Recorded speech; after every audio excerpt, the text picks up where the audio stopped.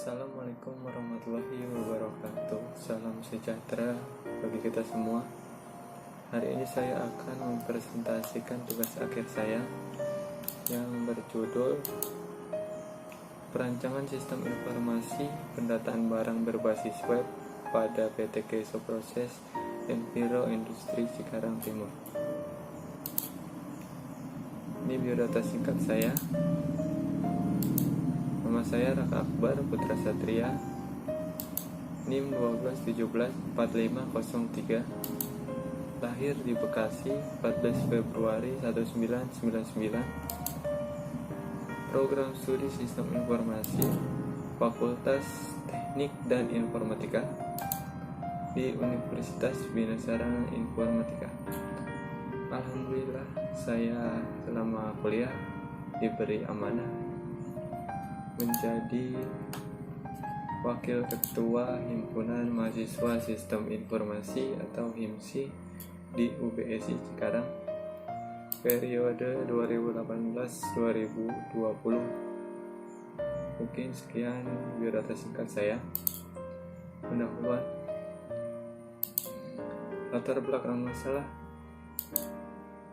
Penginputan data kini sudah beralih menjadi sistem yang terkomputerisasi. Tentu saja akan memudahkan tugas-tugas penginputan data, penyimpanan data, dan pengontrolan data. Hal ini tentu saja untuk menghindari suatu data rusak, hilang, dan kesalahan data jika menggunakan sistem manual.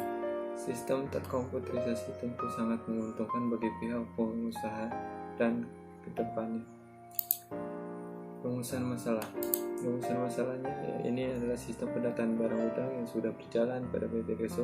Masih ada beberapa kendala yang menghambat kerjaan. Batasan masalah ini adalah sistem pendataan barang gudang yang menjadi target responden. Jadi hanya sistem pendataan barang gudang saja. Selanjutnya, ruang lingkup. Ruang lingkup terbagi menjadi dua, yaitu yang pertama admin adalah admin gudang, kepala gudang yang punya akses dan mempunyai tugas menginput data, mengedit, mengupload, dan mendelete data barang, mengecek aktivasi login admin dan user, dan mencetak laporan. Yang kedua, user hanya dapat mengontrol data barang dan mencetak laporan barang. Selanjutnya, metode pengumpulan data. Yang pertama, wawancara. Saya melakukan wawancara dengan Bu Era Haryanti selaku administrasi PT Keso dan Bapak Dadan Sopandi selaku kepala gudang PT Keso. Yang kedua, metode pengamatan. Selama saya PKL atau riset di PT Keso tersebut, saya melakukan pengamatan terhadap sistem pendataan barang.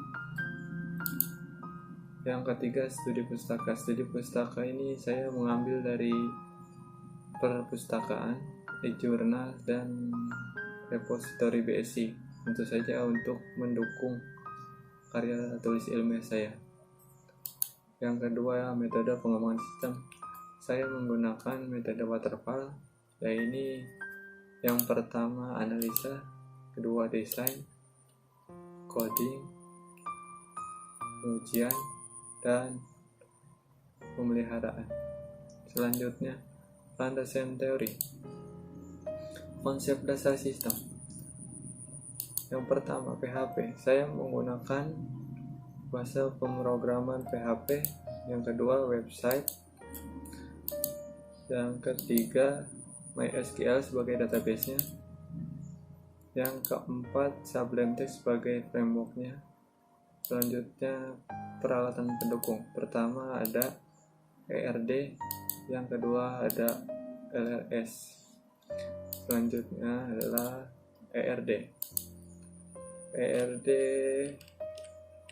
Kita ada 10 entitas. Yang pertama admin, yang menjadi pemiliknya ID admin ID, stok barang, di stok, transaksi pembelian, ID transaksi, detail transaksi, ID transaksi, primary key-nya, laporan barang, ID primary key-nya, laporan ID, retur pembelian, ID kode primary key-nya adalah kode retur, pengiriman barang masuk adalah ID pengiriman, barang, ID barang, identitas supplier, ini ID supplier, dan merek atau brand, nama ID merek.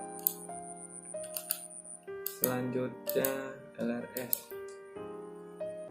LRS ada admin, barang, stok barang, laporan, staff, pembelian barang, barang keluar, barang masuk. Selanjutnya halaman login. Ya, ini prototipe dari halaman login yang saya buat. Untuk halaman login seperti ini. Jadi username, nama, password, mengisi username, password. Selanjutnya dashboard admin. Ketika sudah login, maka akan masuk seperti ini. Di sini ada data barang, lokasi, manage user. Ini untuk aktivasi login, melihat aktivasi yang dilakukan admin apa saja yang dilakukan admin selama login. Selanjutnya tambahkan nama barang, kita tambahkan. Selanjutnya menu data barang. Nah, ini menu data barangnya, device name, deskripsi, kode, brand, modelnya, status, dan di sini bisa nambahkan barang, mengedit, dan bisa print list barang. Selanjutnya ada menu data pembelian. Ya, menu data pembelian seperti ini. Selanjutnya user login. Nah, admin dapat melihat admin sebelumnya masuk login tanggal berapa atau jam berapa dan logout jam berapa. Itu. Dan aktivasi login yang selanjutnya. Aktivasi login di sini admin yang baru dapat melihat update terakhir yang dilakukan admin sebelumnya itu apa saja. Misalkan di sini admin mengedit device PU, maka admin yang baru akan melanjutkan. Selanjutnya cetak laporan. Nah, laporan seperti ini, dan jika dicetak akan bisa dicetak. Selanjutnya user login. Nah, loginnya nggak beda jauh, mau sama, tapi bedanya beda di dalamnya. Jadi jika user yang menggunakannya akan merubah halaman, akan menjadi halaman admin, jadi halaman user tersendiri. Nah, ini halaman data barang user hampir sama, tapi hak aksesnya berbeda. Yang di admin bisa menambahkan barang, yang di user hanya melihat barang, mengontrol barang, dan print barang.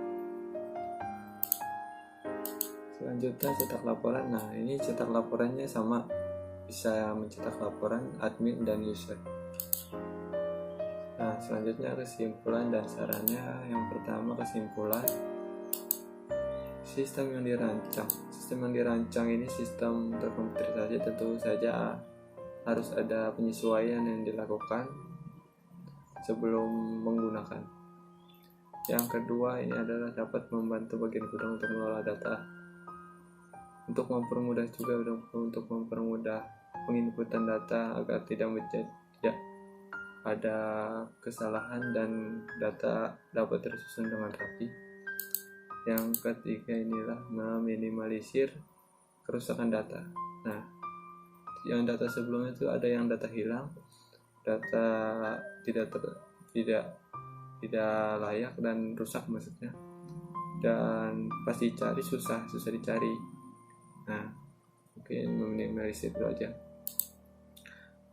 Sarannya, dalam tahap pengembangan sistem, saya pribadi mengakui banyak sistem ini belum sepenuhnya sempurna, jadi kedepannya perlu ada beberapa fitur yang ditambahkan jika sistem ini dapat membantu ke depan. Yang kedua,